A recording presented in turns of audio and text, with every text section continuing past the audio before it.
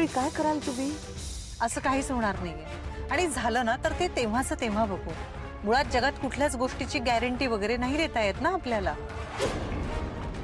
कुणाचंही लग्न मोडू शकतं, पण मुळात या विचाराने आता कोणी लग्नच करत नाही का? लग्न करताना सगळ्यांना सगळं छानच व्हायला हवं असतं ना।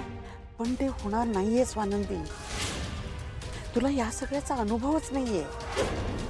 हे बघ, शेवटी सगळं काही पैशांकडे येऊन थांबतं। प्रेम, स्वप्न, नाती, हातात जेव्हा पैसा नसतो ना तेव्हा कशाला काहीही अर्थ नसतो।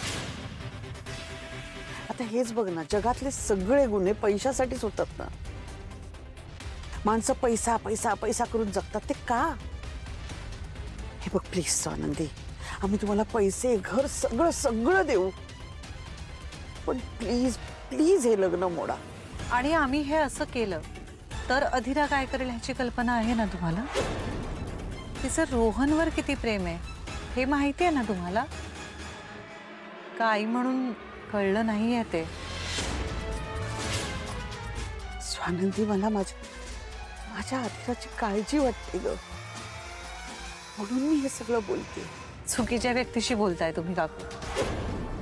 तुम्ही हे सगळं ना अधिराशी बोललं पाहिजे। तुम्हाला जर असं वाटतंय तर तुम्ही तिला समजावलं पाहिजे, कारण मला पैसे ऑफर करून काहीच नाही होणार। मी हे पैसे नाही घेणार आहे तुमच्याकडनं। पैसे घेऊन नाती वगैरे तोडणारी माणसं नाही होत आम्ही, साधी माणसं होत। आपल्या माणसाचा आनंद जास्त महत्त्वाचा वाटतो आम्हाला। आम्ही गरीब असलो ना तरी समाधानी होत, सुखात होत। तुम्ही प्लीज गाडी थांबवा, मला इथे उतरायचंय। हेच मी एक्झॅक्टली हेच समरला बोलले होते आणि मला याची आयडिया होती।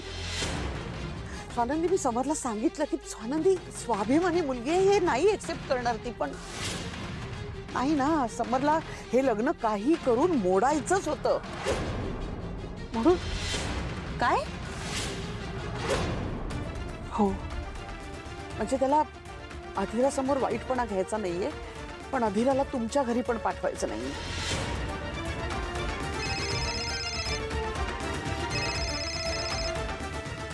अहो, काय करताय तुम्ही? जे योग्य आहे तेच केलं। आय एम सॉरी, आपलं बोलणं जास्त महत्वाचं आहे म्हणून मी न विचारताच तुला तुझा फोन कट केला। स्वानंदी, मी हे सगळं मी नाईलाजाने बोलतेय ग। म्हणजे अधिराचा स्वभाव ही एक गोष्ट आहे। ऍक्च्युली म्हणजे माझी अधिरा ना तशी चांगली आहे, ती खूप चांगली आहे, पण ती ना, कसं सांगू तुला आता, तिला आनंद झाला ना की खूप आनंद होतो, खूप म्हणजे खूपच आनंद होतो, आणि राग आला ना की इतका राग अनावर होतो की ती काहीही करते, काही म्हणजे तुमच्या आत्ताच्या ह्या जनरेशनच्या भाषेत सांगायचं झालं तर ती थोडी ती सनकी म्हणतात ना, सनकी आहे। पण त्याहीपेक्षा दुसरी सगळ्यात महत्वाची गोष्ट म्हणजे समरचं मत। समरला हे लग्न होऊ नये असं वाटतं। कसं आहे ना की समर कमावताय ना, त्यामुळे समरचा शब्द हा फायनल शब्द असतो।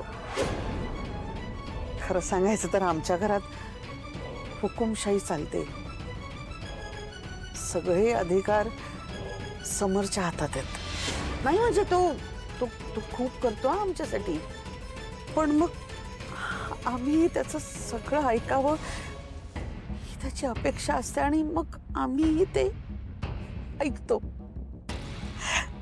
त्याला सगळीकडे फक्त बिझनेस करायची सवय आहे ना, म्हणून इथेही त्याने फक्त बिझनेस केला।